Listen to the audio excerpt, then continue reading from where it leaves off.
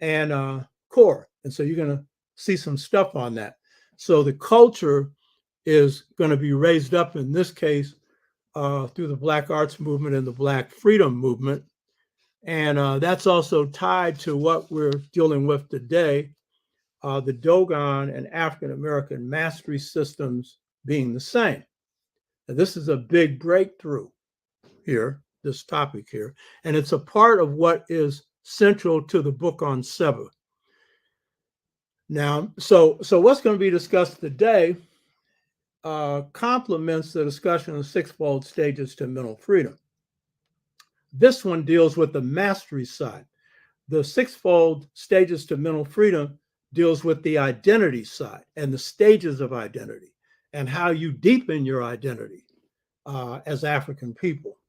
And these cycles apply to people of color because they have also faced assimilation. The historical circumstances can vary, but it applies to them as well. But it has special application to us given the historical circumstances that we've lived through.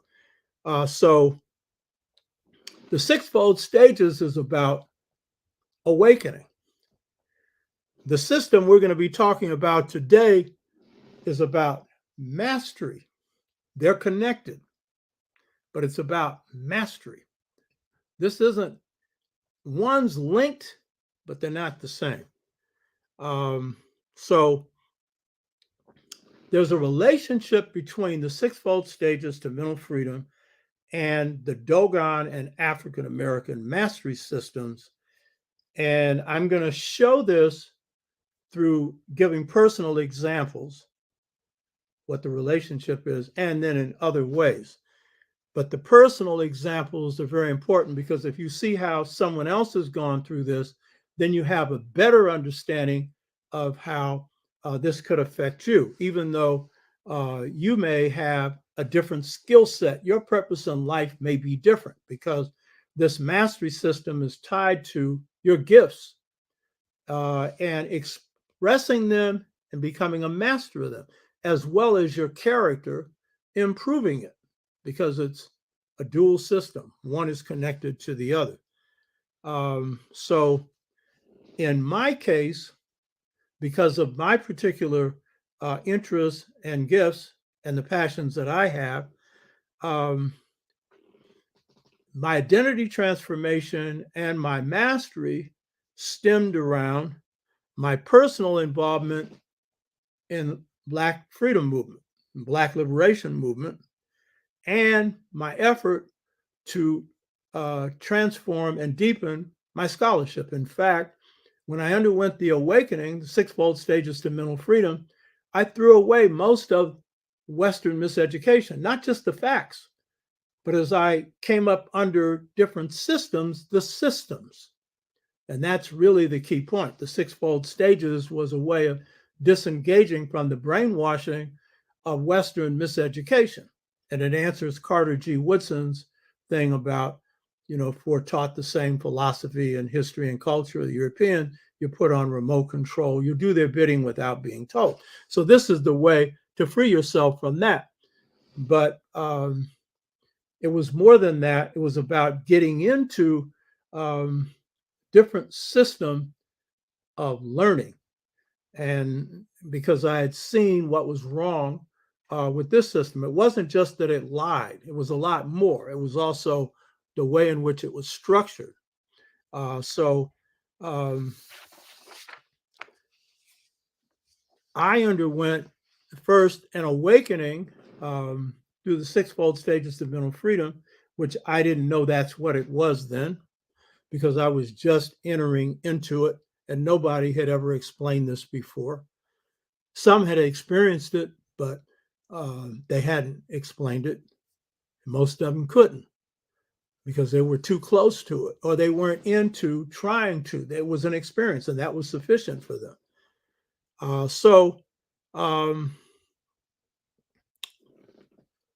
The awakening to African identity was connected to the desire to master certain things that happen to be of special interest to me, particularly waging war, organizing, strategy, and stuff like that, and scholarship.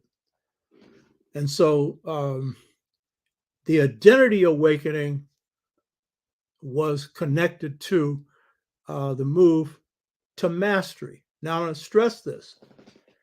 There are people who are masters, in this case, Black folks, who are masters of certain things and who are not clear on their identity.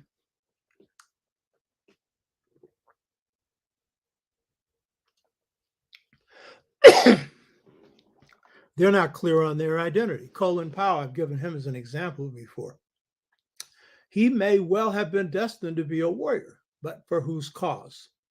And so his identity, being more Americanized, kind of dictated how he used his innate skills. You know what I mean? I would suggest for the wrong cause. But you can be a master without having gone through identity transformation. And the chances are, if you haven't gone through identity transformation, you probably won't even be mastering under Black masters. And that would be a Colin Powell. Probably most of his masters in the military were white. Well, you'd say, well, yeah, they were most of the officers' corps and everything else. Yeah, well, if that's where your identity is, that's who you're going to look up to for models and examples. Now, the other thing is when I'm using myself as an example, I'm doing it in part so that people can see how it applies to them. But also, I want to stress this, whether it's the sixfold stages to mental freedom or it's the Dogon and African American mastery systems, the way in which we learn them is through a way of total knowledge. That is a system of mind, body, and spirit, not through a despiritualized system that comes out of the West, where spirit's not included. And we'll see it's even more limited than that. And so the thing about both of these things, identity transformation and mastery, is it's a lifelong thing. It's not like a course. And that's why people who go through this can beat anybody else, because they put their whole being into it. You hear me? Western systems would like you to do that for them, and some of us are dumb enough to, but their systems are not really designed for the mind, body, spirit transformation. It's basically to get your mind. And if they got your mind, they got your behind.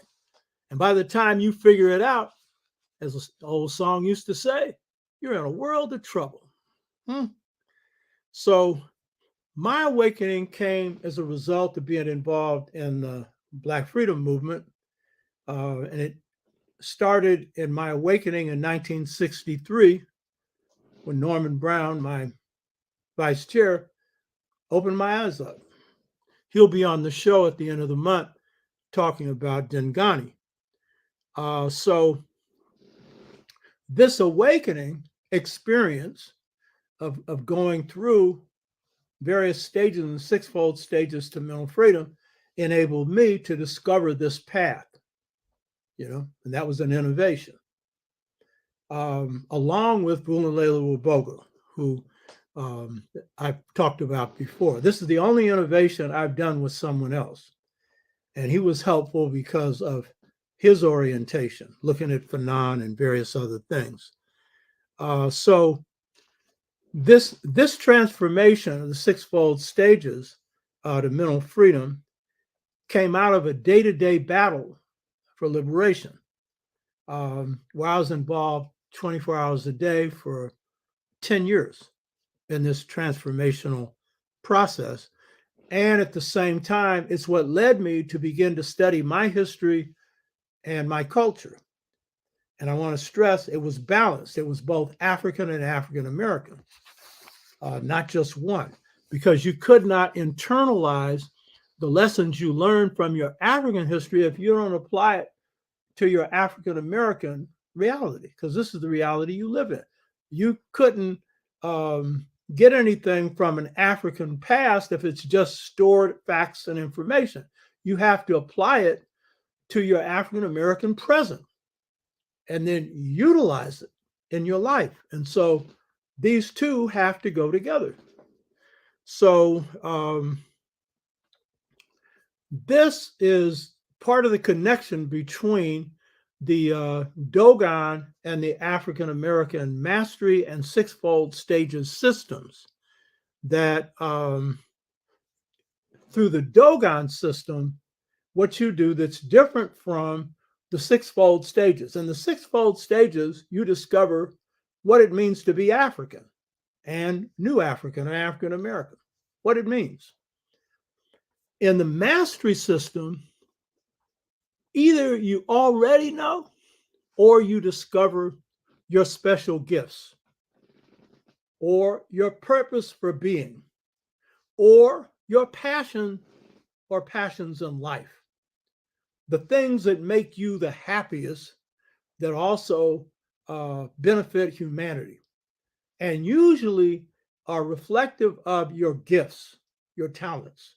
The greatest joy in life, the greatest one is first of all being yourself, your African self, and then discovering what you're here for and then trying to pursue it. Now, if you're able to do all three, that's where real happiness is. You hear me? That's real happiness. And to do that, you have to negotiate a lot of things. You have to negotiate other people telling you you shouldn't do it. Huh. The hell with them. Huh. When you go to bed at night, when you get up in the morning and you look in the mirror, ain't nobody else there to look at you. The whole day, it's nobody else experiencing this but you. And if you're living according to someone else's expectations, that's a passport for misery. I don't care how good they are. It's like a good pair of shoes. They look good, they're expensive, they're shiny, but they hurt your feet. So other people will look at you. Of course, you probably be stumbling around if they hear it and say, oh, how nice they are. And all you're saying is, man, why did I buy these things? And some of us, we buy into lives that have nothing to do with our dreams and wishes. Now, some of us, it's because we have to make a living. So it doesn't mean that your passion in life is always going to be fulfilled through a job or a profession, but it's an avocation. It's the main thing that you're here for. And so if you got to do a rotten job you don't like, fine, that's what you have to do. But then put your main energy into your drive, into your passion. And if you can, get the two to align with each other. So this is the key thing about this. The mastery system is based on pursuing your gifts. This is the key thing. And working to perfect them, improve on them, because we're never perfect, but the whole effort of being a human being is to try.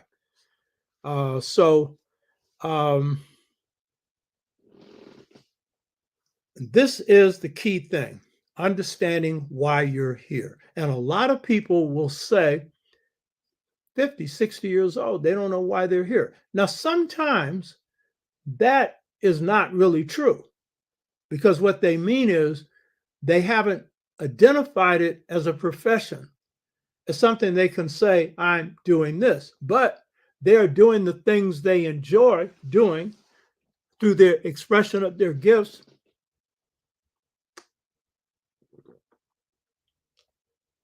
And it involves helping other people. And so as long as that happens, they're on their path. There's nothing wrong with that. But the key thing is the deep plunge into your ancient African, whatever your ethnicity is, history and culture, and your African and African American history and culture. This is key in terms of you also being able to discover your life purpose, because it's within that context as an expression of that culture, but it's the way in which you use your own special gifts to pursue living your history and making history. So in the case of this mastery system,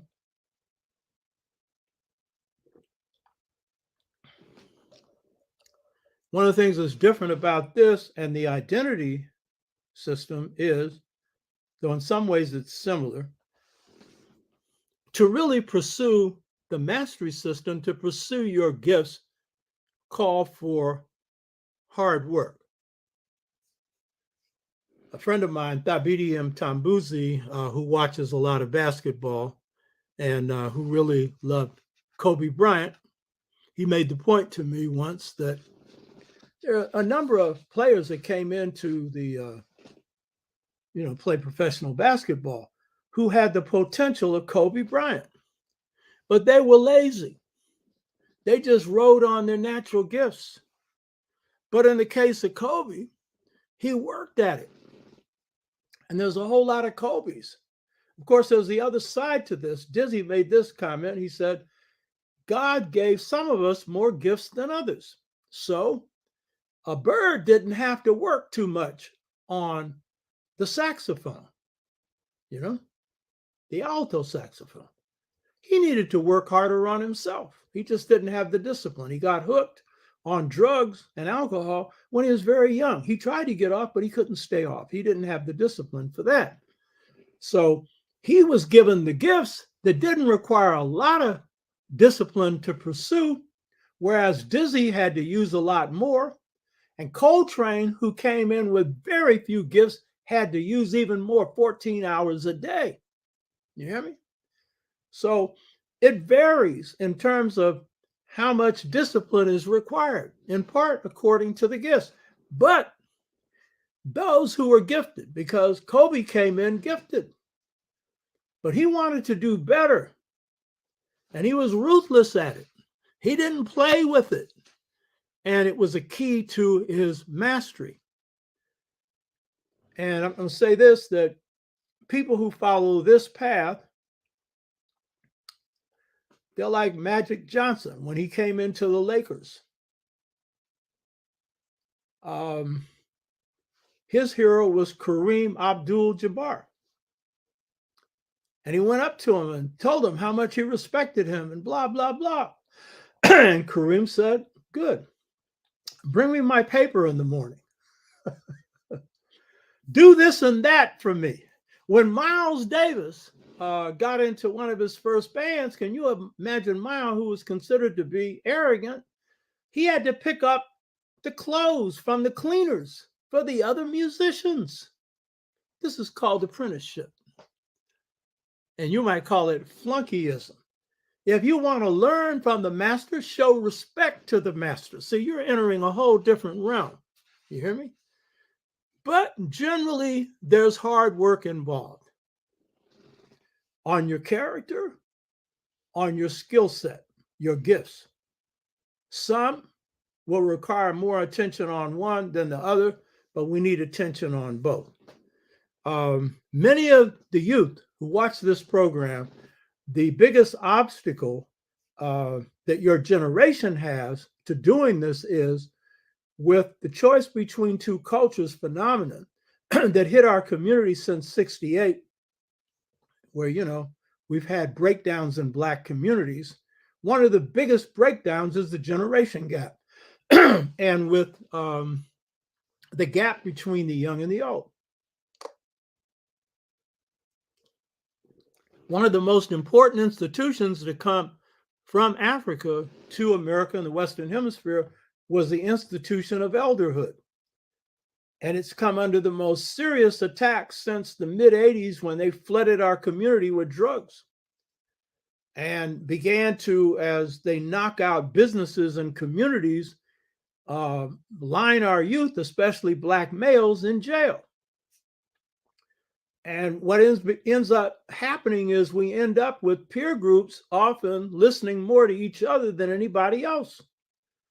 And so peer groups are too often out of control. And so as a result, we got a lot of young people who say there's nothing any older person can tell me. Well, that is Pure foolishness. One reason why COVID did so much damage in the Black community is we were listening to bunk. Now, I know some of you still don't want to hear this.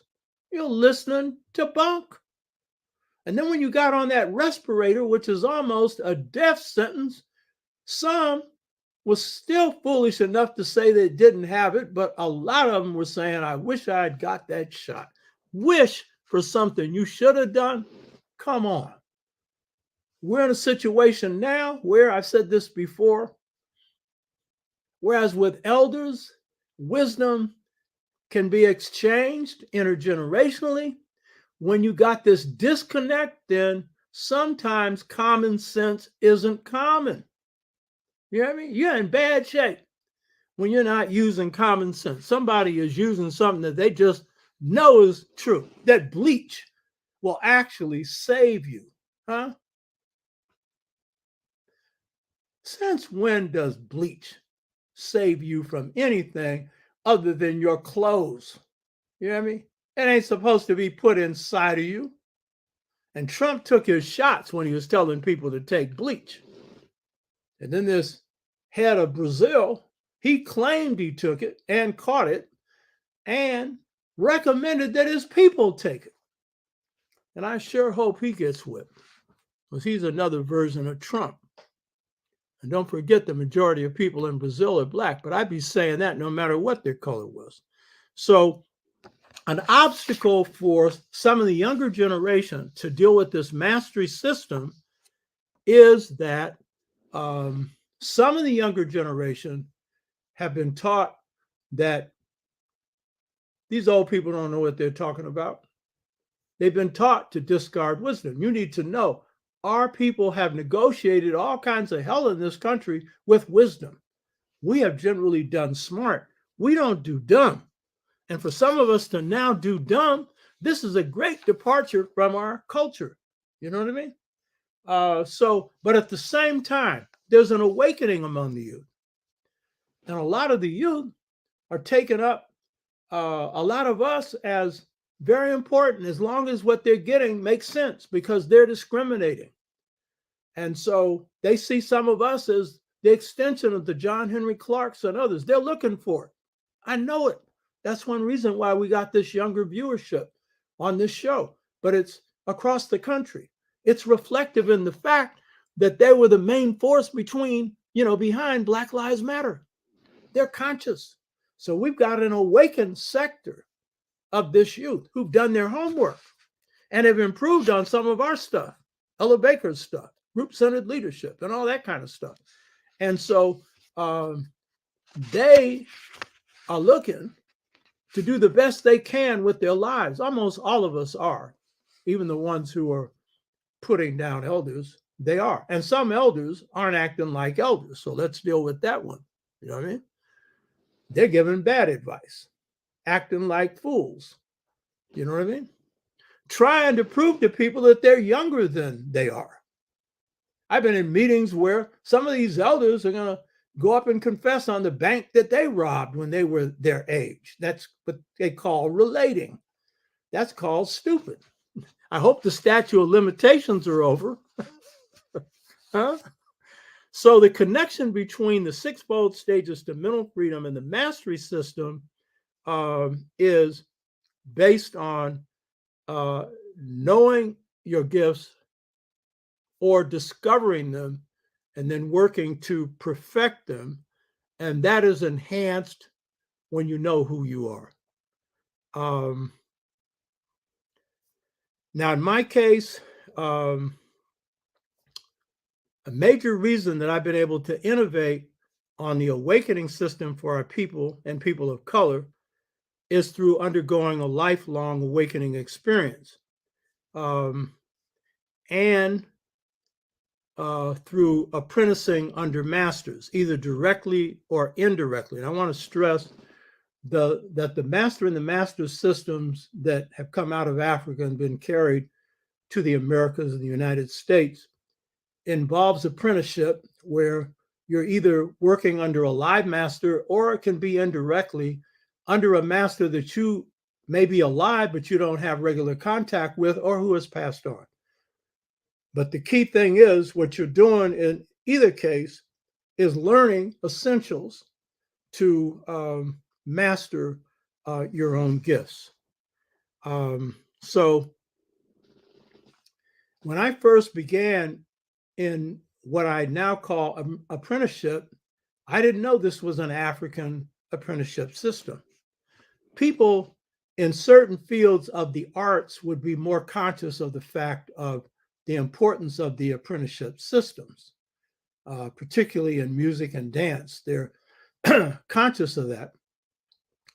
Some are conscious that this is African based, but most who are doing this don't know that the system that they are apprenticing under derives from Africa. Now, John Henry Clark, who I apprenticed under for years directly, his whole knowledge base came through the apprenticeship system under masters. There's an excellent book, which I don't need because I spent a long time with him, and I've interviewed him a lot on this as well for the book I'm writing now. But for people who want an overview of this, it's a book called from Cornell University called My Life in Search of Africa, John Henry Clark. And it was 2 lectures that he gave at Cornell. It was basically on the masters in his life. And John said of this apprenticeship system, it was better than Western education because you didn't have to become re-educated. Because when you go through Western education, there's a whole lot you got to throw out. But if you're coming up under masters, the best in their areas, and who are good human beings, and this is what John always said about his first master and others, Arthur Schoenberg, he spent more time talking about what a good person he was. And if you recall the conversation that I had with Dr. Theophil Obenga, he referred to his master, Sheikh Anta Diop, as being a holy person. And he's 2 years older than me, Obenga. So he's not in any romantic stage, about his master. He knows his strengths and weaknesses, but he's talking about the high quality of his character. He said it may have had to do with the Murid, the African-based Islamic movement that he was a part of, Sheikh Anta Diop. But he said he never talked negative about anybody, He was a high-order human being. And so this is a part of what this mastery system is about. It's apprenticing under masters who are masters in their field, and often, not always, in the African-American context, apprenticing with masters of high character. Not all African-American masters have the character that they should because of the mess they've gone through in this country.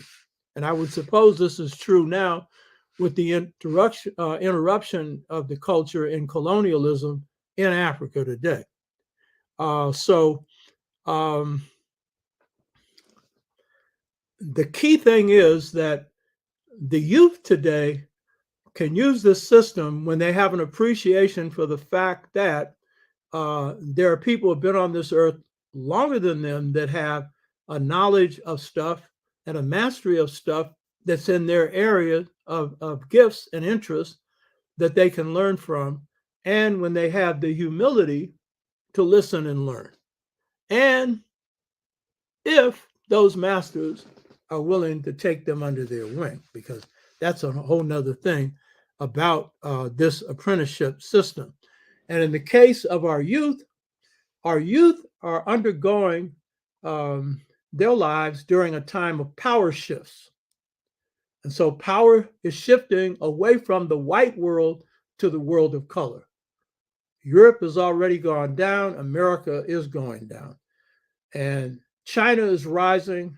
Africa will rise. The Caribbean is rising. And There's a demographic power shift in this country from white to black, brown, red, and yellow. And they're doing everything to push the clock back. And so for the youth, as you're perfecting your skills, your destiny, then it's got to be a part of pushing back so that you're not serving those in this society who have been dishing out oppression, but you are changing the conditions in this society, changing the structure of this society, and playing a leading role rather than a following role. So the mastery system carried from Africa to the Americas, including the United States, covers all domains of life. This is a system, unlike Western education, I've stressed this before, that is based on the principle that knowing occurs through being what you know, or to know the truth, you have to be the truth. And as a result, this leads to a totality of knowing that comes from being what is known, meaning the transformation that occurs in an apprenticeship system is mind, body, and spirit. And this is different from what happens in Western education. That includes Afrocentric education if they're using the Western method. It only affects the mind.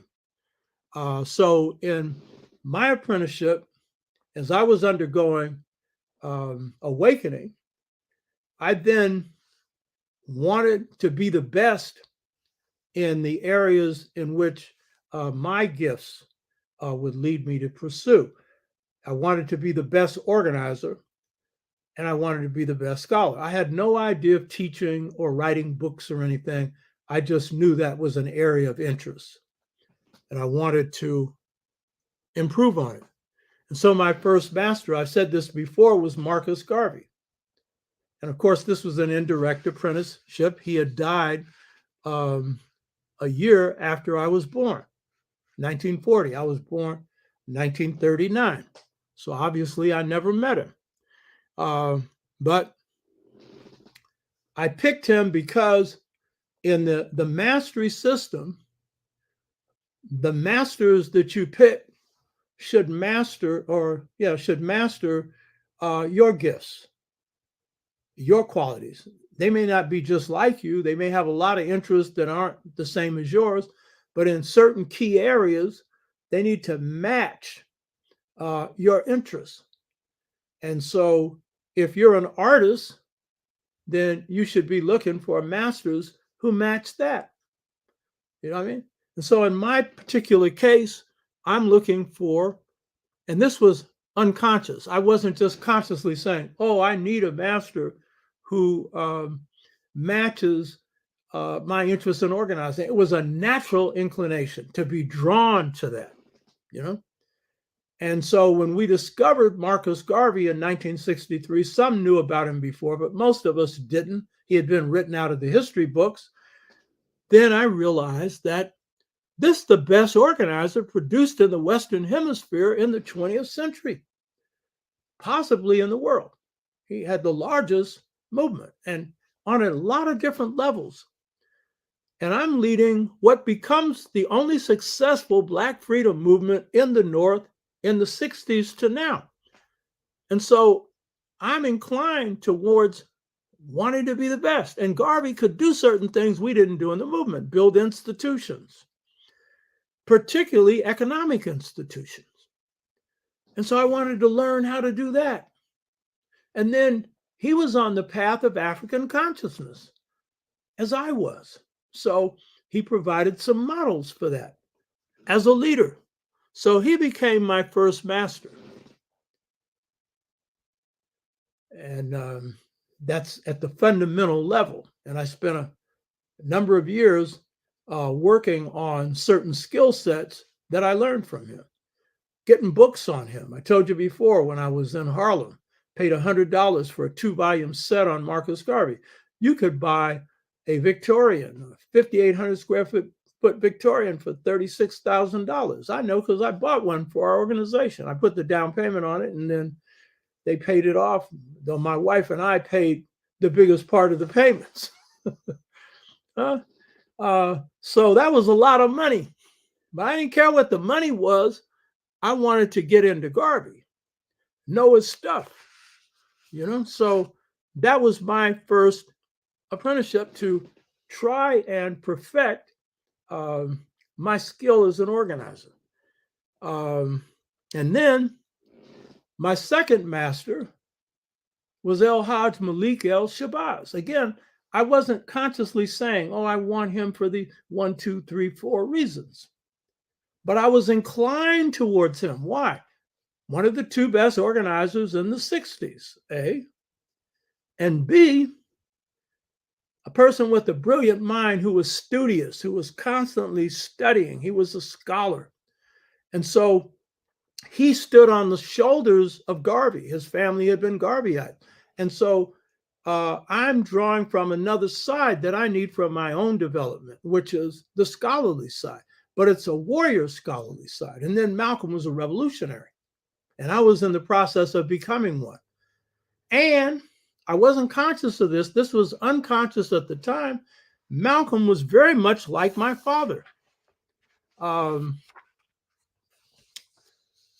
They were both, you ain't into astrology, but they were both in the same solar lunar cycle. My father was an Aquarius, Malcolm was a Taurus, but they were in the last phase of the moon. That's the revolutionary cycle of the moon. Not everybody in this cycle is revolutionary, because the moon has gone through all phases. This is the end before a new moon. People born in this phase, Lenin was born in this phase. Garvey, by the way, was also born in this phase. Malcolm was born in this phase. My father was. And so it's the end of one cycle, the beginning of the other. It's almost the beginning of the other. And so people in this stage, if they're highly evolved, they're prophetic. Malcolm was prophetic. Garvey was prophetic. Garvey predicted that the Japanese would rise up against the West. This was after World War I, and engage in World War II, and predicted that this would provide the basis for freeing up Africa. And Malcolm had all kinds of predictions about, he would say that this generation knew what it wanted, the next generation would know how to get it. Now, he was right on the first. The second, the external forces and the choice between two cultures took the next generation out. But that prophecy is coming through and true now, that a lot of the young are beginning to see how to get it and what they want. My father was prophetic. He predicted Hitler's defeat when he went into Russia. He was, and like Malcolm, he was a fighter. The difference with my father was he was an individual warrior. There was no movement to join in his time. So his fists were his weapons, and his mouth, because he would always warn an opponent. Not always. There were times where the insult went down, you got knocked out.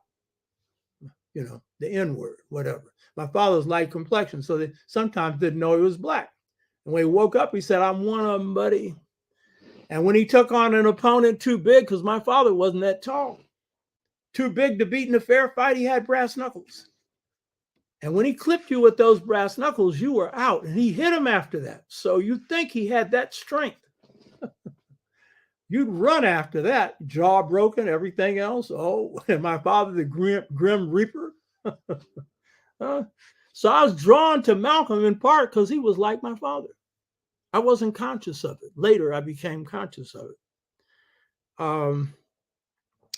So my ability to innovate, and by the way, innovation in any area is the 2% category. In any field, innovators are only 2%. If you're a scholar, 2% of the scholars are innovators. If you're an athlete, only 2%. If you're a scientist, only 2%. And that's because the innovator comes up with new schools. And the best innovation comes when God reveals stuff to you. Two of my best innovations have come through piping into God's mind. I've talked about this before. The twin lineal model and the choice between two cultures, that came from God's mind. You are discovering either a truth about your history or something that's there but never seen before, and it's real key, or in the choice between two cultures, you are getting a summary of what's affected our people and a way to get out of it. A choice between two cultures, a choice between this mad Euro-American culture or mad European culture and African or African-American culture. And so it's telling you that a lot of shifts and craziness you see in the Black community is the result of that, but it is also the problem is telling you the solution. And that's how God's mind works. So when you get into that, it's like taking an exam and cheating. You got the answers, but it's more than that. You're not cheating. You've got the whole answer. How much of it you get, how much of it I get, depends on how much I grow into these truths, because God's mind is whole. So on the twin lineal path, I'm just telling you, I'm getting ready to write another book. I've discovered something else. Oh, this is so key. I've been up reading longer than I usually read because I'm doing research on this that confirms this. You know what I mean? Because when God gives you an answer, there's so many parts to it. Your mind's only going to capture what your consciousness is, enables you to. So this is the nature of innovation. So discovering the sixfold stages of mental freedom, that comes through going through it, practicing it. And through making comparisons, both in African and African American culture, making comparisons between the two cultures, African and African American, because as we're delving into the culture, one is an extension of the other. African American culture is an extension of African culture with other influences. So when you begin to see the connections, that's where the real power comes. That's where the real growth comes from. And the connections are profound. But if you're taught to believe that you lost it all in Africa, you won't even bother to study it. You know what I mean? So this is real key in this system. Now, the innovation, one of the innovations that's key to the book on Seba is this mastering the master system. To fully understand it, you're going to have to read the book. But I'll go into part of it today. And this is the Dogon African American mastery system. Now, I did not really fully understand the Dogon African mastery system until I came to understand the basis for the African American one. And then I could better understand what I was going through, because I was apprenticing in the Dogon system indirectly under the master Ogo Temeli, who was a master of Boloso, the third word. We'll go into this in a minute. And I spent a good 30 years in that system, transforming my philosophy, my thought pattern, my attitude pattern, my behavior pattern. But I could only really explain how this worked when I discovered how the African American system worked. So this is what you miss if you don't study both, So John Henry Clark, like many other masters, had studied under masters. And when my book on the Mother Principle came out, I brought it to him because he wrote the introduction to the book. I wanted to deliver it to him. It was in 1995. The only time I'd been in his house, and was in his library, had 25,000 books all packed in there and stuff. And then I explained this next book. And when I explained to him, he said, "How are you going to explain something so complex like that?" I didn't give him an answer then, but I think he got it before he passed on, because for 8 months, the last 8 months of his life, I interviewed him on the masters in his life. And the last interview, I pointed this out before, was in his wife's apartment in Harlem after a ASCAT, Association for the Study of Classical African Civilization meeting, where I discovered that Obenga was looking for a job. And that's when I recommended to Wade Nobles, who was chairing Black Studies, that we hire him. I was chairing the hiring committee, and we brought him in. And so for the last 8 months of his life, I was interviewing John Henry Clarke on the masters in his life. And there's some masters you've never heard about. And my last interview was on his, what he called his mature period. John Henry Clarke didn't use the terms that are normally used in either the African or the African American apprenticeship system to describe his development. He called one stage, which I'll get in towards the end of this, his formative period, because John had a great high view of himself, as he should have. And then the developed stage he called his mature period. So when I was interviewing him, I'd use his words, you know. John did not know that the apprenticeship system that he underwent under masters was African-based. He didn't know it, and he didn't know what the African system was, but he was living it. And so he's one of the 6 masters that I have in the book on Seba that will be coming out soon. I've finished 643 pages. I haven't been writing for a while. By the way, one reason is I got stuck on Amilcar Cabral. I'm working right now on his mature period, as John Henry Clarke would call it, and I was missing something. So one of the viewers to this show had a list of books up, and one was on Amilcar Cabral. This book right here, The Life of a Reluctant Nationalist. And I picked it up, and it answered the question, so I can get back to writing on that. So see, I'm learning from some of y'all. You know what I mean? Huh?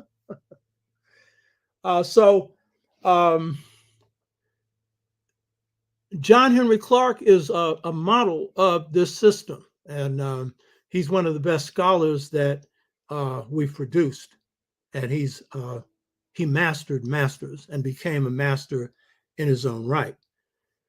So how did I discover the connection between the Dogon and African American mastery system? And this is a major breakthrough.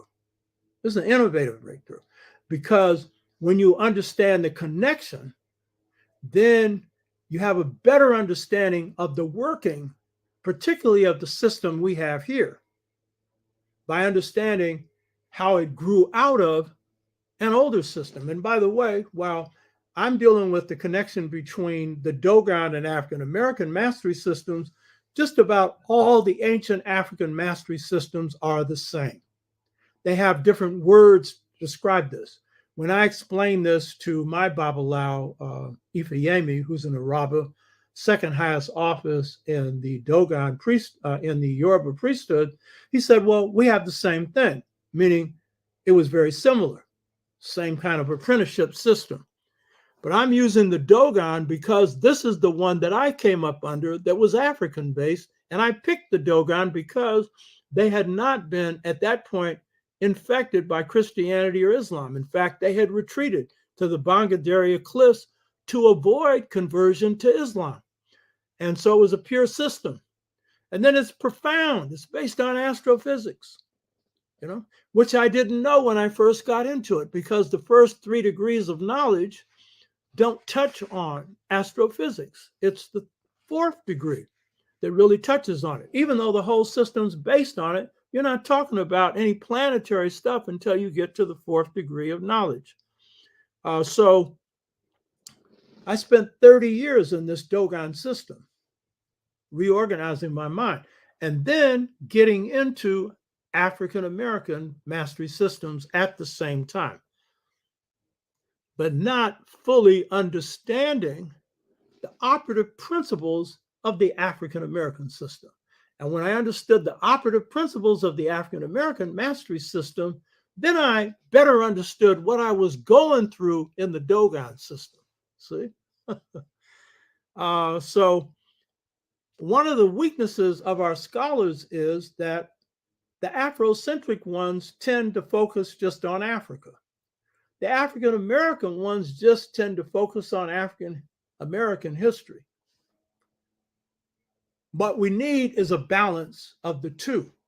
And that's true also for the disciplines of so-called Black studies, Africana studies, or anything you're dealing with in independent Black education or any kind of education you're doing. You got to deal with both. And in the case of Africa, it's dealing with your past reality and your present, and then seeing how you deal with that. We have a brother here from Africa, Kekume. He's coming from Azania, South Africa. Welcome, brother. And Hire Hecker. Glad to have you. You're on almost all the time. In Bowler Jar 1. Right on, brother. Or sister. Whichever your sex is there, I'm not sure. So, how did I come up with the conclusion that these are the same? Big breakthrough, because this leads to all kinds of stuff. And by the way, here's another thing. Get this one straight. Blacks in this country have a real bad case of getting down on themselves. And this Willie Lynch stuff, we lost our culture in slavery, and then those who don't say it are still saying it. Everything you know comes from white people and blah, blah, blah, blah. When your mother told you that human beings come before money, did that come from white people? When your mother told you and your father told you the blacker the berry, the sweeter the juice, did that come from white people? Huh? When your parents told you to do right above and beyond everything else, did that come from white people? Huh? When they said, as my mother said, my children came through me, but they're children of the world. Did that come from white people? I don't even think that came from Black people. That came from God. That's acknowledging the truth of being human, you know? But here's the big deal. Think about this one. Oh, if you lost all your culture, explain this to me. Explain how it is. This is true for Africans all over the planet, but I'm talking to this African in America who seems to have a I lost everything complex. Explain how it is that you kept the highest system of mastery on the planet Earth, other than Africa or the Caribbean or America or wherever African people are. Huh? Explain that to me. No George Washington Carver without this mastery system. I don't care what field you're talking about. This is the source of this. Hear me? That means you have your own method for creating masters. That's why when we compete, we always win. Why? Higher system, brothers and sisters, that you're claiming you don't have. So how did I come up with this thing? Well, I'm writing the book, Return to the African Mother Principle of Male and Female Equality. And this is before 1995, before the book is finished. And so to rest my mind after I'm writing, because I usually don't write past 12 or 1, that's when the creative juices flow. They come in the morning, the spirits talk to you, and get up and write. And so to rest my mind, I'm reading a book on jazz. By the way, it took 15 disciplines to write this book, The Mother Principle, you know? And so I'm reading this book on jazz called Thinking in Jazz. And this is a real complex book on the complexities of jazz and This is the highest expression of the art form of Africans in America. And by the way, I should say this art form has been weakened by the fact that too many young musicians are learning their music exclusively through music schools, Juilliard and others, you know. And while these music schools have some technical things to teach, and in some cases, Black masters are teaching, in most cases it's whites, but in some cases it's Blacks, their music too often has become mechanical. Why? Because they haven't been apprenticing under masters. And it's when you're apprenticing under masters that you have a mind, body, spirit experience, because you're dealing with the whole lesson, the life lesson, the teachings of the masters. And very often, like Monk, when Monk was teaching apprentices under him, John Coltrane and others, sometimes he wouldn't have anything to say. He'd just get on the piano and start playing. Sometimes he'd talk about something that had nothing to do with the subject of music, but it was being around him and then learning the fine points, both of character and of mastery. Of him, John Coltrane said, apprenticing under Monk, what was most important was the little things, how he put all these little things together. Of course, that would impress him because that's what he was doing. You know what I mean? So when you take a music, an art form, or you take some other area of mastery, which is taught by masters, and then now it could be taught by just about anybody. The teachers may not be masters, and it's a classroom. So, you got a class for 2 hours, an hour and 45 minutes, and you go take another class and you take an exam. Apprenticeship is lifelong. You hear me? It's total. This is not total. So the mechanical sound that's coming from some of the musicians, some of the younger musicians, is coming from the fact that the system is not being transmitted through the mastery system of master to novice, from mouth to ear. And by the way, in the African American system, there's a high respect for the oral tradition, even though if you're talking about music, most of the musicians can read music. Head music is what they prefer because you're coming out of an oral culture. And so, the older bands, they could have 100 pieces of music. It was all in the heads of the players. You know what I mean? And then it's created on the spot. But that's a standard that's generally practiced throughout the art form. And then there's a kind of interaction that you're lacking, like with John Henry Clark, my apprenticeship under him. I'd call him twice a week or so, talk to him for a couple hours on this book I'm working on. And then we just have conversations. We spoke together. I spoke in his last speech delivered outside this country was in London. Me and my first wife spoke with him. We were on the same platform. And he and I shared the platform in Chicago on Malcolm X. I wrote a book on Malcolm. He edited a book with a chapter that he wrote on Malcolm and was very kind to let me go through his, garage to look at any materials he had on Malcolm, and would constantly share insights. So when I'm having insights, I'm calling him and saying, like when I went to Ghana after I had the vision on the Just Society, 1990, and I'm in the villages in Ghana and watching how they worked and everything else. And I call him to tell him my conclusions. And in one word, he summarized what I thought was so profound. He said, yes, because we're talking about the Asante people. What's great about them is their consistency. I was telling him how the lineage system, the Opinion, who is the lineage head, behaves and plays the same role as the Asante Hina, who's the king, and the Asante Wa, the queen mother. first among equals, but it's the consensus of the lineage that rules. And the same thing with the king, the Asante Hina Santawa. It's the consensus of the council that rules, not the individual. And it's, in fact, lineage heads that make up the king's council, the ones who never lied and cheated, and the fearless ones in battle and so forth, didn't abuse women and so forth. Kind of leaders you need today, incorruptible. You know what I mean? So this interaction is something that's invaluable. And with John, I'd say of him the same thing that John said of his masters. What I was impressed most about John was his kindness and his niceness. He was a Southern Black gentleman. He always had a suit and tie on. He had his fingernails, done.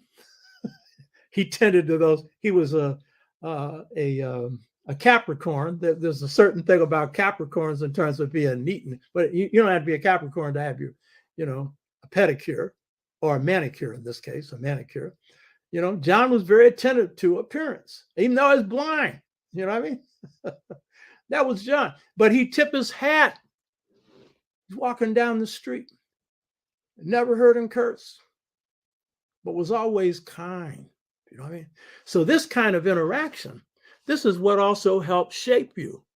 It makes you want to be more like that. It's not just about being the best in your field, because the best about being the best is being your best.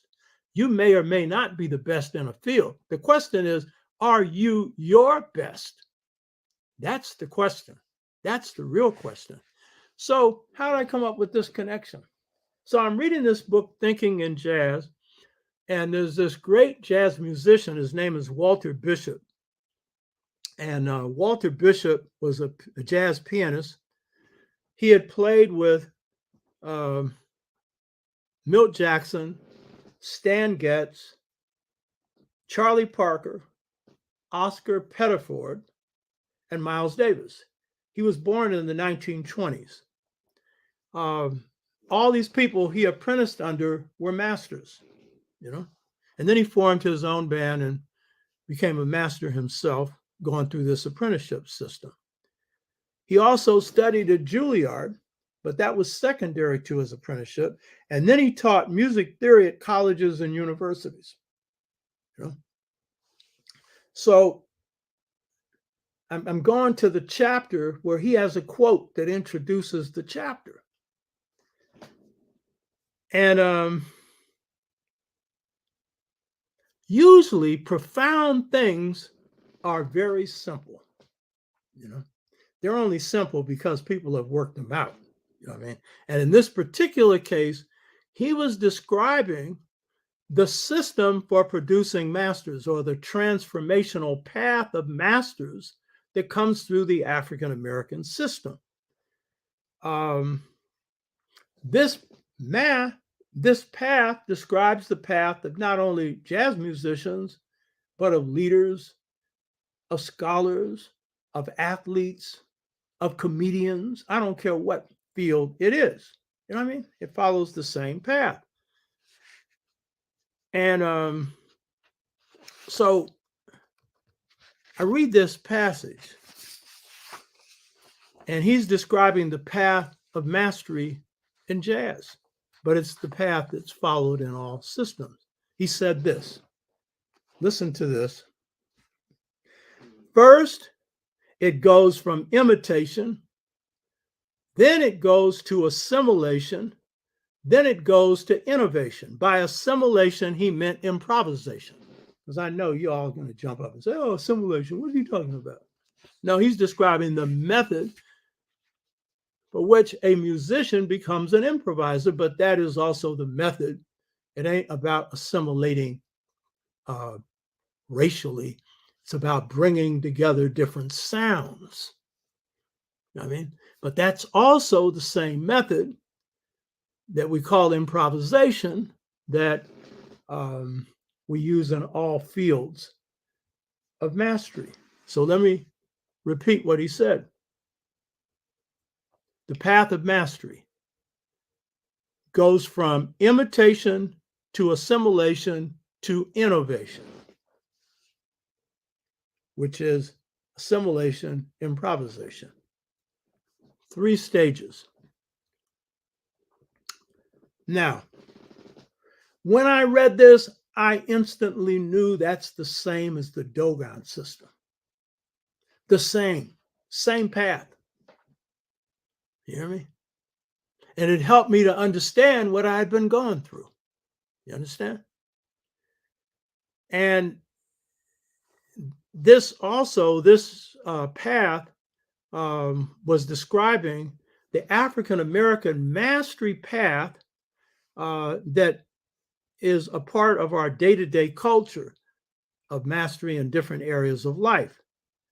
And so I could understand the pattern to the Dogon system better when I could see it through my own cultural eyes and see what it was, which I was going through, but I didn't understand how you describe the stages. I was going through them, but I didn't have the explanation for the sequences of this. And this same system that you find in Africa, which has this great cultural unity, was brought from Africa to the Americas, to the Caribbean, to the United States. Now, different cultures place a greater emphasis on certain points. I'll get into that in a minute, depending on their ethos. But my wife, who's from the Caribbean, makes the point that basically the building of the Caribbean was based on this apprenticeship system. Whether it's the people who build a house or whatever area of life, you're dealing with, this was the basis. And it was here too, except that we didn't have the 40 acres and a mule where we could just run off and build all our stuff. It was harder in that sense here. Now, when I discovered this mastery path, I have this habit when I'm doing any kind of work, breakthrough work, then I usually consult with somebody who has expertise in that area to bounce things off of them. And so in this particular case, this started a process of me sharing stuff with Dr. Asa Hilliard, who was a good friend, as I pointed out before, played a big role in me getting tenured at San Francisco State when he was Dean of Education, the College of Education, the only Black dean on campus. He served on my hiring and retention committee. This is the committee that comes up with a recommendation on you being put on tenure track. Tenure track is usually a 6-year process. You're reviewed. If you're approved, then you have a lifetime appointment. That's called tenure. The FBI had targeted me before to deny me a teaching credential, tried to kill me 3 times. And so this time they were trying to carry out that COINTELPRO counterintelligence program operation of denying you a livelihood. In this particular case, one objective of COINTELPRO, I pointed this out in some shows before, was to see that no militants got to teach the youth, to create a break between the young and the old. You understand? And so Asa was out there punching for me, giving me some support. In fact, I used the book, The Political Legacy of Malcolm X, as a book. You didn't need a book. I had enough in my file to tenure 3 or 4 people. You know what I mean? And when he read it, he was so kind. Asa. I didn't apprentice under Asa, but he was my friend. He was so kind that he said, me and my brother will pay to publish this book. Pay. I didn't accept that, but I appreciated that. That was the nature of Asa. And then when he had helped me win a victory, he brings me into his office and he says, Shaka. I said, what? Because I'm a fighter. And I had all kinds of stuff I was throwing at them, and he was giving me a lot of support. He said, you won. That was good news. It was good news because you can overfight. So, that was Asa. So I called Asa to share this with him. Why did I call him? He comes from a family of educators. He passed. He came, by the way, died in Egypt, came from a family of educators, school teachers, principals, all this kind of stuff. He had a PhD in educational psychology. He was a cusp person. This is again astrology. In between Leo and Virgo. You go into his office when he was Dean of Education at San Francisco State, he had all these lions. He identified with the Leo part. He was married to a Leo wife who was mayor outside of a city outside of Atlanta. And Asa said he had to get permission to come into the city when he was coming in. That was his wife. She's still alive, a beautiful sister, you know. Held office when they lived here in East Palo Alto, a black city that blacks organized at that time. So I'm calling Asa to share this information. He's not in.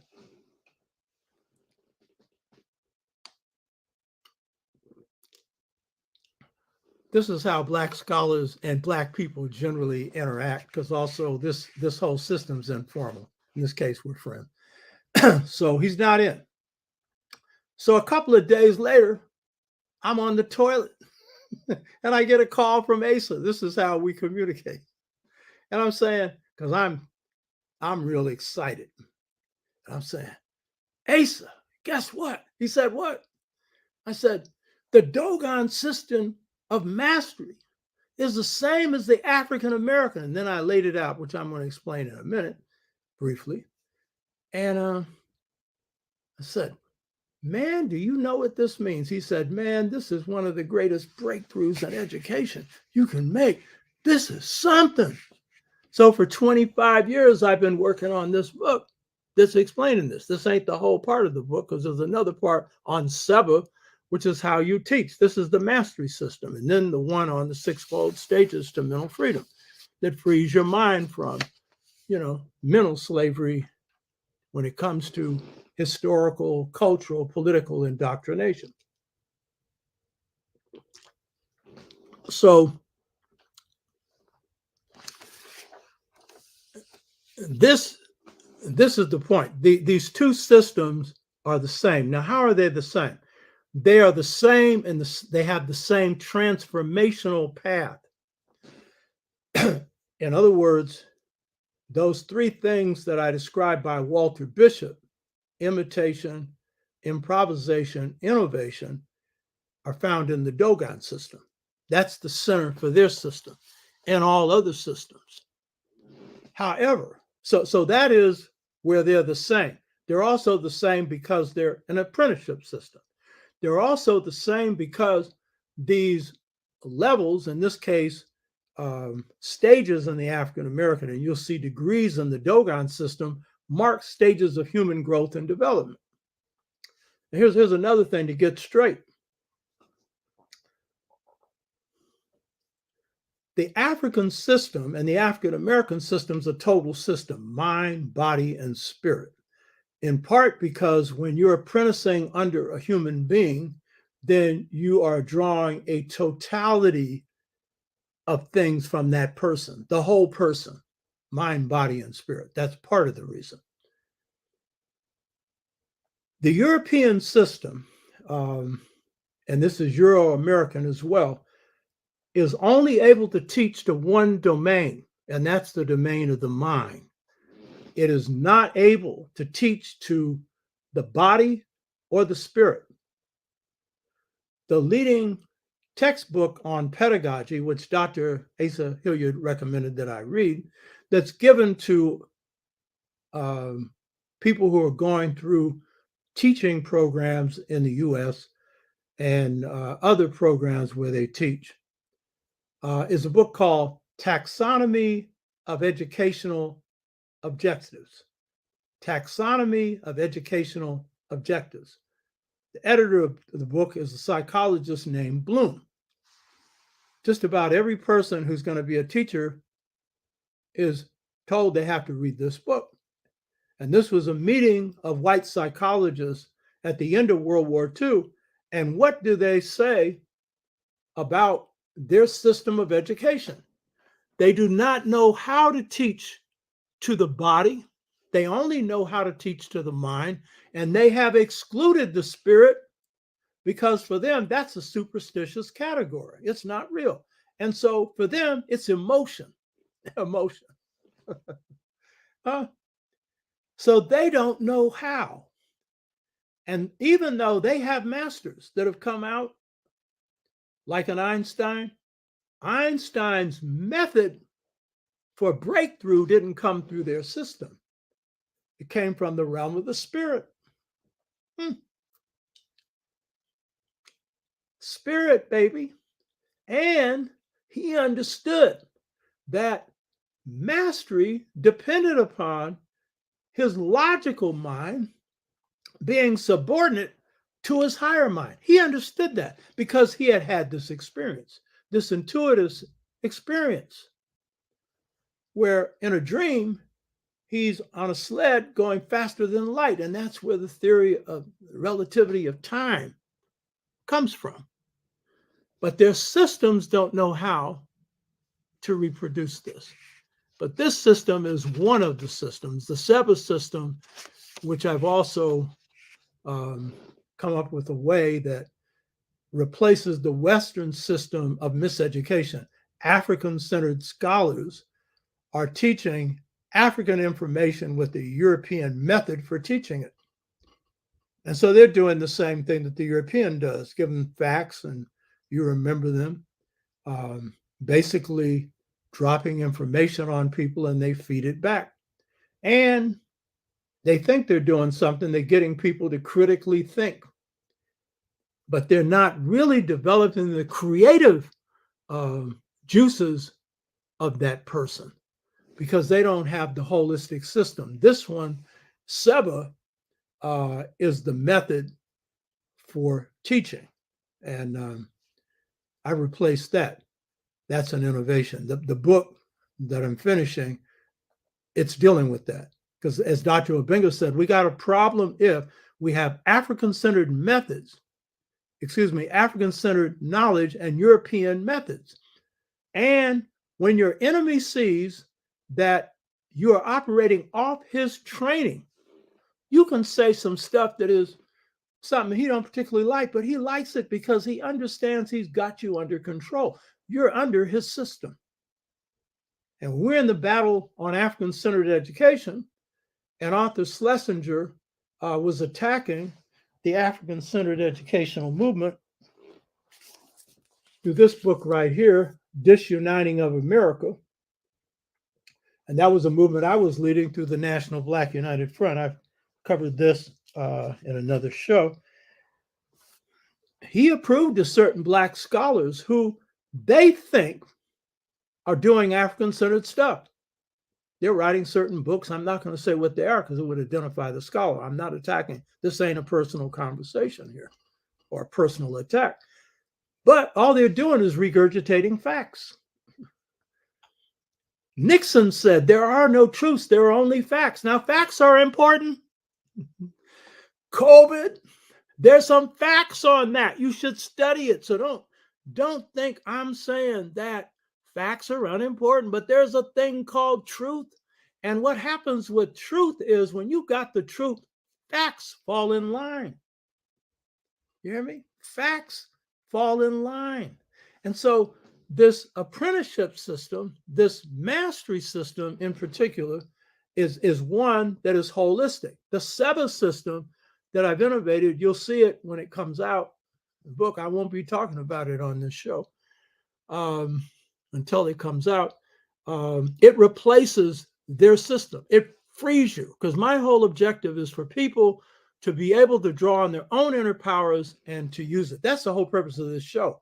I ain't putting money into this show and making no money because it's in my interest. This ain't no ego trip for me. You know what I mean? What I'm trying to do is share stuff with people to encourage you to draw on your own inner powers, to be the powerful person you can be for the cause of justice and for the cause of truth. And if you're in South Africa, to take that system as crooked as a pretzel and straighten it out. If you're in America, to take this crooked system and straighten it out. If you're in the Caribbean, do the same thing. South America, I don't care where you are.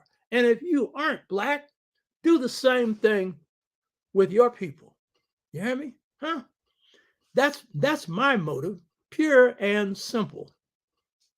And check it out. I can't have any other. What else am I getting out of this? I'm enjoying this.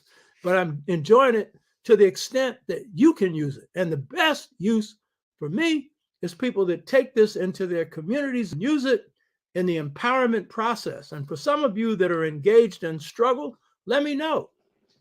When you have these comments, either on the chat, but especially underneath the show, where people go to the screen and people make comments on that. I'm in this group, blah, blah. We're doing this and that, because I like to hook up. That's part of what this show also wants to engage in, because change is going to occur through collective power, wherever you are in the world, So Western systems have that limitation. And please believe me, the scholars who are teaching African-centered information, but are using a Eurocentric methodology,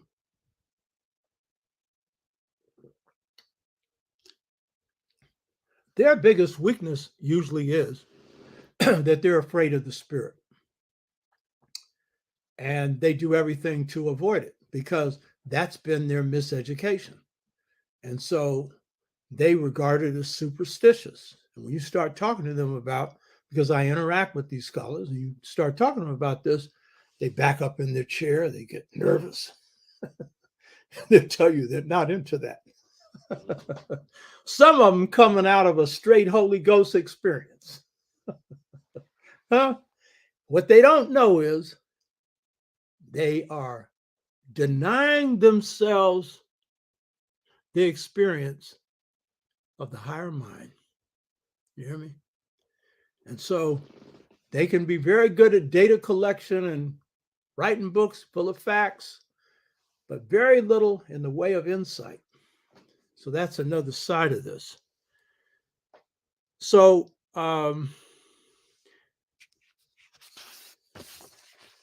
what are the agreements between Dogon and African American mastery systems?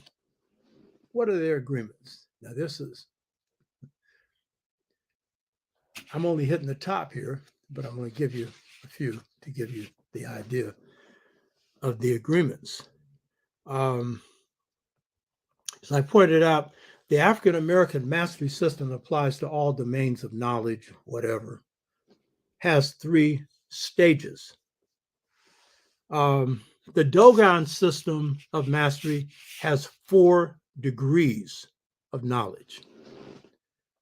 The first degree of knowledge in the Dogon system is Jiriso, G-I-R-I, G-I-R-I, G-I-R-I, so, S-O, Jiriso.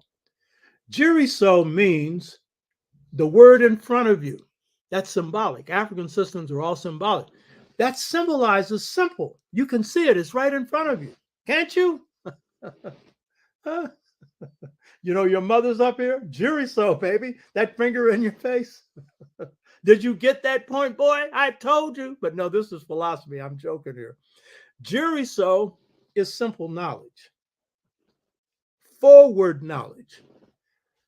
It's the fundamental knowledge. It's like in a building, it's a part of the foundation. Now, the thing is, it ain't really simple. And the older you are when you learn it, the harder it is. Because here's the deal. If you get a child, and they're exposed to languages, they'll learn them right away. But if you get to be 20, it's going to take some time to learn it. Because the child is at a certain stage where they're open to things. It's a part of the stage of human growth and development. They're open. So it's the same thing. Jiriso for somebody who's 20, I got into mine when I was about 23, 24, started getting into it. It's harder because you're, grown up enough that you're going to have to really work on it, But it's still simple knowledge in front of you. So that's the first degree of knowledge.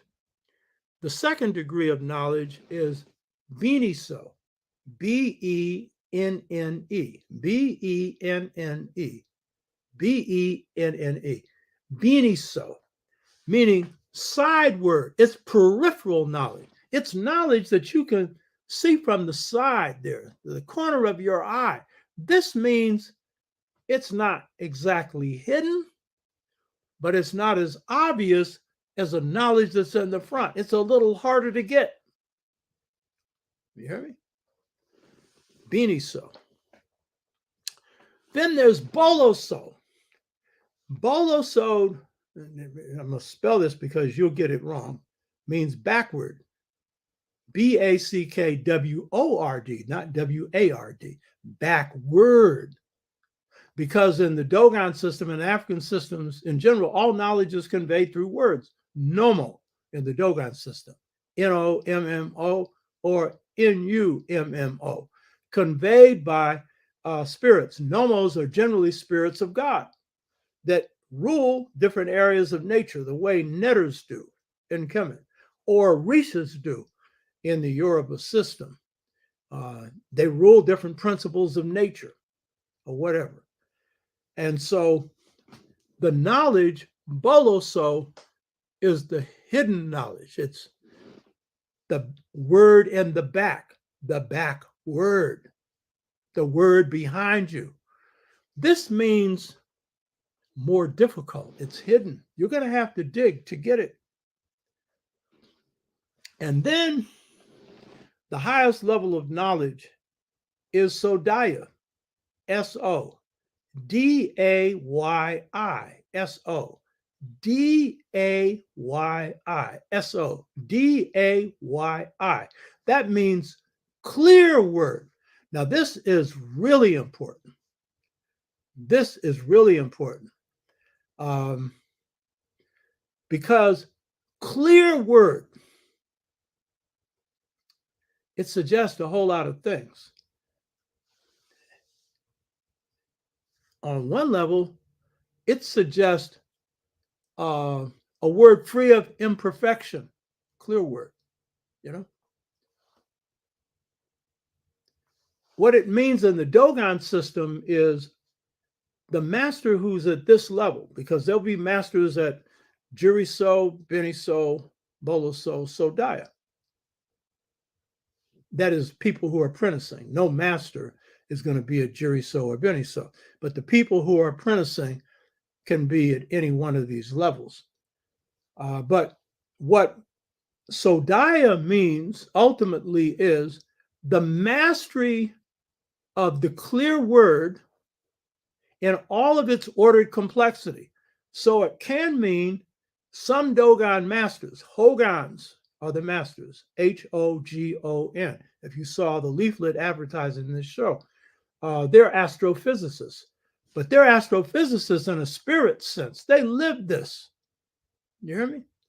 Truly wise. There are some, a very few, that master all domains of knowledge, very few. And then there are others that master specific domains of knowledge. So the apprenticeship system in the Dogon system is a self-discovery system where novices in the beginning are apprenticing under Hogons or masters, and they're going through transformation. And in apprenticeship systems, you don't have classes where somebody's on the blackboard saying, this is 1, 2, 3, 4. Now, this is a life experience, and it's an experience of discovery. The Dogon masters, the Hogons, they're not telling students certain truths. They have to uncover them, discover them. And that's pretty much the way their system is set up. The system, as I went through it, it was a discovery process because they would convey their truths through a dunoso, A-D-U-N-O-S-O, A-D-U-N-O-S-O, which are signs of the universe. And in the case of the Jiriso, Beniso, Boloso system, in that system, you have symbolic beings that are moving and they represent many truths. You have to discover them. And it's in the process of discovering them that you internalize them. It's a whole different system of learning. I saw one person up here who's taken my class on this. It had been a long time ago. That's the only class I taught without teaching. You don't teach that. You have to discover that. Huh. That's real teaching. Life is the great teacher. I don't know nobody sitting up telling you, here's the steps to courting a woman. Here's the formula for having a good family. Oh, you got lessons from observation of how your family worked, of lessons that people share, blah, blah, mistakes that you made. But this system, in the Dogon system, the classroom is the village.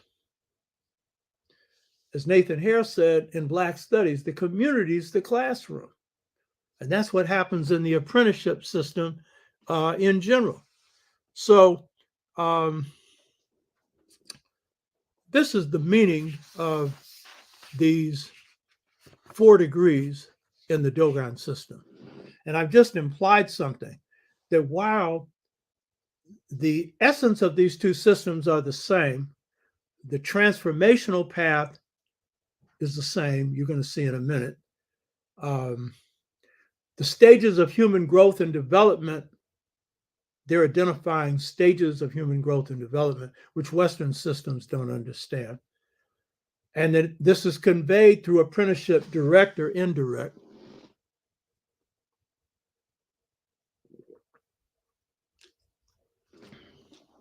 And they're mind, body, spirit systems. So these are all the same. But what's different is that the Dogon, their system's based on astrophysics. Ours isn't. Benjamin Banneker, his father was probably Dogon, Banneker. Benjamin Banneker knew about Sirius B. I mean, he was living during the time of Thomas Jefferson. He put together a better almanac than Jefferson did. So he knew about it, but ours is not, the African American, is not an astrophysics system. Theirs is, because that's the nature of what they specialize in. Their system is conveyed through a dunoso. They're an oral people, so their symbols that you learn through are signs drawn in the sand. But they convey knowledge of the universe. Both systems, though, when they work right, are designed to put you in harmony with the cosmos. So there's some different methods. Our ethos is not the same as theirs because of our historical circumstance. But it's the same system that's carrying us through it. Ours is creativity. And so you're going to see the emphasis on ours. You'll see, what the emphasis is on this mastery system. So how does Jiriso, Beniso, Boloso, and Sodaya compare to the African American system of imitation, improvisation, and innovation? The first 2 degrees in Dogon systems of Jiriso and Beniso, which are the fundamental systems of knowledge and mastery, and knowledge in a total sense, not in this Western sense, mind, body, and spirit, because you have to undergo the transformations, and this takes time. This is the introductory phase in the system and of knowledge. It's a foundational system. It's the foundation of the house. And in this case, your spiritual house. So how does this compare to the African American system? This way. And I knew it because I'd gone through both of them without knowing the sequence until it was explained to me. The way you learn Jiriso and Beniso in the Dogon system is the same way you learn the first degree of knowledge or stage of knowledge in the African American system. And that's by imitating it, by being it, by knowing it through being it, by imitating it. And that's why I said a child will get this a lot easier than a grown person, because up to around 10 years of age, that child reflects like the moon. The mother's like the moon. So they reflect. And so they're imitating, they're learning. And that's high wisdom. And a lot of stuff, they don't know what it means until later. So it's the first stage of human growth and development. So what's the same about this? Jury So and Benny So, the foundational principles are learned the same way that the foundational principles in the African American system are learned, through imitation. And until you get through these first 2 degrees in the Dogon in this imitative stage in the African American, you're not fit to go any further, because you have to master the fundamentals of that. If you're a boxer, then you have to master the fundamentals of boxing. If you're a martial artist, the fundamentals of martial arts. If you're a mathematician, the fundamentals of mathematics. If you're a scientist, whatever field, physics, whatever, the fundamentals of that. A musician, the fundamentals of that. And whatever you're able to do beyond that is dependent upon how thorough you are in the mastery of the fundamentals. This is the key. This is the real key. And it takes a while to get these fundamentals down. I don't care what the field happens to be.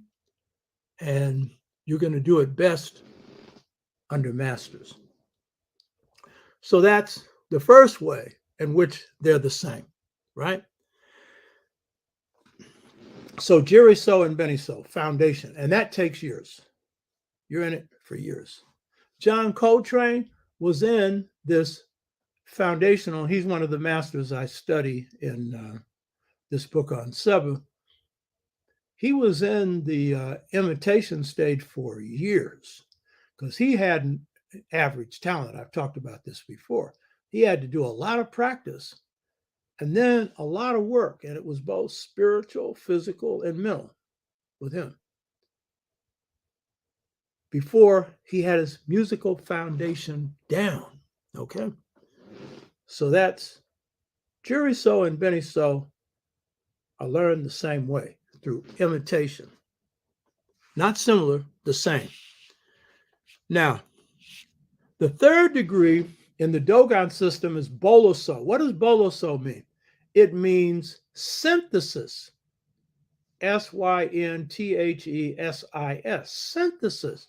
Bringing things together. That's why the jazz musician Walter Bishop called it assimilation, because that means bringing things together, not that political thing you're associated with. That it wasn't on his mind. It's assimilating, bringing together different sounds, different techniques, different methods, and so forth in music. The same thing with anything else. When I had the discussion with Obinga a year or so ago, I was explaining the way in which he apprenticed under Sheikh Anta Diop. And I was talking about how he learned archaeology, paleontology, anthropology, history, philosophy, linguistics to master Diop. What was he doing? He was bringing together different things to work out a synthesis, because he wanted to master Diop. Diop did not want tutelage. He did not want an imitator. He wanted someone who could think for themselves, who had a variety of skills. And in so doing it, coming up under the master of Sheikh Anta Diop, he was developing the foundations for his own original approach. So synthesis in Boloso is bringing together these different strands in whatever field you're in, and the different elements inside your own character, your different strengths and weaknesses, and working on the weaknesses and so forth, to come up with what in African American culture is called improvisation, or your own original sound. In other words, imitation, you're just learning, if you're a musician, the different notes and everything else, and then how to put them together. And you're usually playing just like someone else played. You're imitating. But then when you get to this point of Boloso or synthesis, or in the African American system, improvisation, you're bringing together different sounds, different notes under a particular school in music, bebop or hard bop or whatever. In scholarship, it could be a particular scholar. For Benga, it was Sheikh Anta Diop. But then you're adding something of your own. And that's what improvisation is, and that's what synthesis is. It's the same thing. Y'all get that? Now, because the ethos of the African American is creativity. And by the way, you ain't hearing too many people say that's their ethos, huh? Because we don't study us enough to really be clear on that. Because our ethos is improvisation or creativity, therefore improvisation gets a special emphasis in the African American mastery system. Whereas the Dogon system is very much based on tradition. It's not so much about you coming up with a unique voice, but it is about you synthesizing and coming up with whole truths at this particular stage of Boloso. So Boloso and improvisation, same thing, come together the same way. Synthesis, blending. You hear me? You can't be a good musician until you can blend different notes. You can't be a good athlete until you can get it all together. You know, you can't be a good scientist or anything else until you do. Huh? Uh-oh. For all those who say what we don't have, guess what you got? Huh? Uh-oh. So, the third degree of the fourth degree in the Dogon system is Sodaya. And Sodaya, as I pointed out before, is the clear word. And it's the mastery of a system and its ordered complexity. And it's interesting that these masters are priests. And so they're pure vessels. What that means is generally they're free of fault, free of wrongdoing. And so they're vessels for this higher truth. Dogon, Hogans, or Bambara masters or other traditional masters have to give up their office when they lie because they're pure vessels. They're vessels for the truth. They not only think God's thoughts, they are open constantly to these higher forces. So that's the Dogon system. That's their highest stage. It's the highest stage of wisdom, the highest stage of truth, but it's not the highest stage of talking it. It's knowing it and being it, talking it and walking it. That's the totality. And wisdom comes from the truth. And so being the truth is really the basis for the knowing. In the European system, it is simply knowing is repeating. And you can be whatever you want to be. You can say one thing and do another. You know?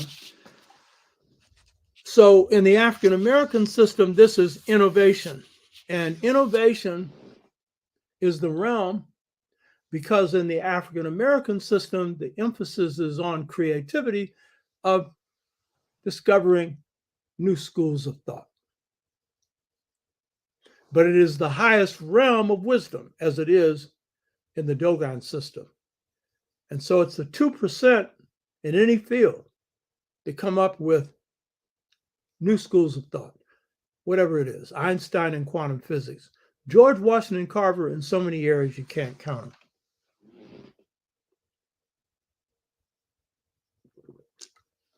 Because he was a pure vessel for God. He would get in that research laboratory at 4 a.m. and he said, do creative science. The same way Coltrane did his he did his. Coltrane had a dream from God. George Washington Carver was getting them all the time and talking to plants and talking to animals and whatever. You know what I mean? Huh? Innovator beyond innovators. That's why you constantly hear me talking about him. A master of masters and a wonderful human being. So this is an introduction to this. When my book comes out, you'll get the details of how this works. And today we need to be clear on this system because it's under attack. Because of the forces that have hit Black communities and hit the African world, a lot of us have been taken out of this world and have become imitators of some of the worst stuff that we can think of. Death purveyors. Happy when they're killing. That's a minority. But the fact is, too many of our youth have this fear of living because death is so certain, you know? So we're in a different period. And if we are going to continue this, we have to appreciate what we have. We have to institutionalize it. We have to practice it, but not mess it up the way the jazz schools do. Not turn it into something that's so formalized that it has no meaning. It's a matter of, again, transmission of wisdom from mouth to ear, from master to novice. You understand? So that we can be the best human beings we can possibly be. Since we all have God within us, it's so that we can be more godlike. There's no arrogance in this, you know? So that if we have ourselves in order, we can play a better role in promoting cosmic order. And we got societal order that's so terrible. A lot of us don't think we have time to think about cosmic order, but we're the miniature cosmos in the larger one. So this is the mastery system that takes you higher and higher. And there's a whole lot more to this. I just gave you an introduction. But the key point is you don't get this unless you apply it. For people that want to understand Dogon philosophy better, I would suggest that you read a book called Conversations with Ogo Tomeli. Conversations with Ogo Tomeli. Ogotommeli.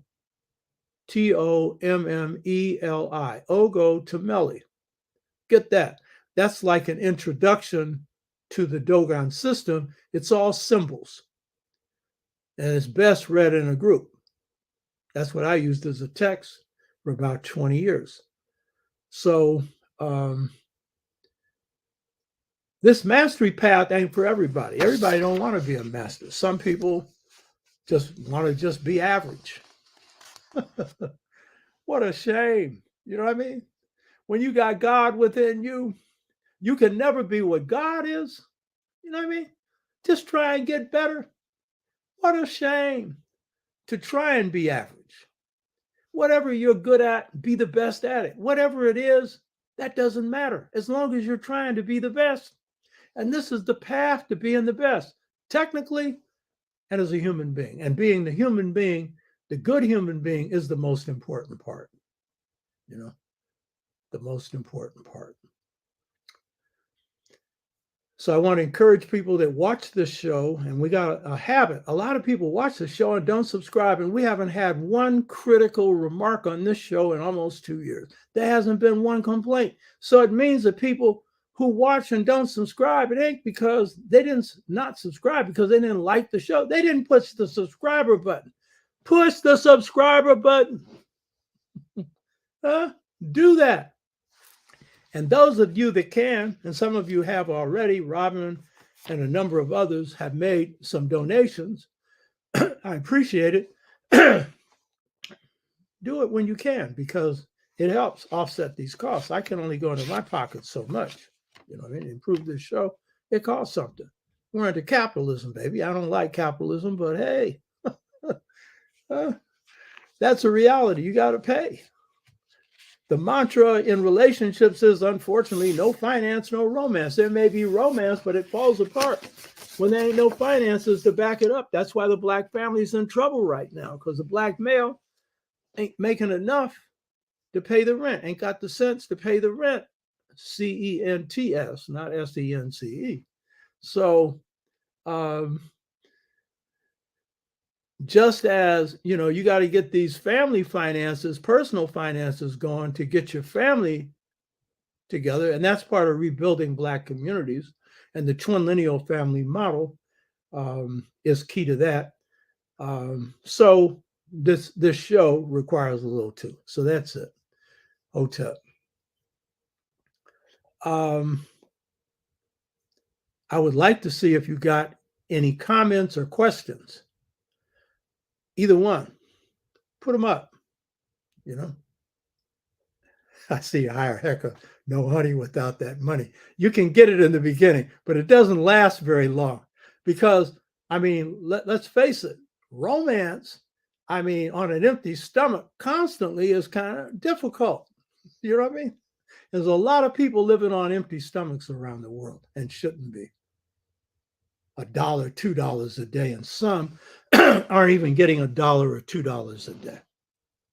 And that's due to the way this world is structured to make the rich rich and the poor poor.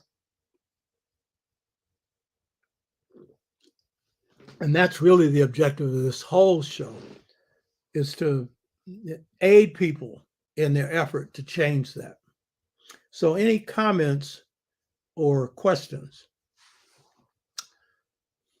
This is the whole point. We do a live show for this reason. So it's nice if you like it, but this is my way of learning when I get some stuff from you. Okay, Jeremy Pollitt, how do you find a system when you don't really identify with anything yet?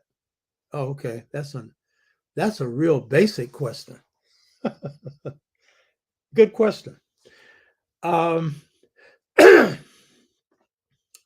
What I would say is delve more into your history and your culture. Delve more into it. And that will help. And I have an introductory reading list that I sent to people. So if you want it, then what you do is when you come back on the screen in this show, put your email address down there, and then I can send you this introductory reading list. What you need is to get more knowledge and understanding of yourself. And it may help you to identify with something. And then you have your own family, you have your own community, so you have these things. You have people in your life, I'm sure, who care about you. So there's also that gives you something to identify with. But the first thing to fall in love with is self-love. And if you're in love with yourself, you've got something. That's the big deal. You know what I mean? And everything else flows from that. You know what I mean? Loving yourself. And that comes from knowing yourself. And that leads to respect for yourself. So self-knowledge is really the key here. And so part of self-knowledge is knowing your history and your culture. Both African, if you're African, and African American, or whatever your ethnicity is. So that's a part of it. Another part is look at yourself and ask yourself, what do you love about yourself? What is it that makes your eyes shine when you do it? What is it that makes you happy and that is good for other people? What is it? And it's usually following that. That's your wish. You know what I mean? What's your deepest wish? Usually, if you follow that in life, everything else is good. I don't care what happens. You hear me? If you're following that, your wish. Let's see. Brother Ugawa, what are some actions those seeking consciousness can undertake when dealing or friends who are hostile to our growth? That's a good question. One of the first things that people usually want to do when their eyes are opening up, when they become aware and they're awake, they want to wake everybody else up. And when you do that, you're going to run into opposition. Because, first of all, people haven't gone through your experience, so they don't understand it. And they're usually going to resist. And then if it's like your mother and father, well, you got your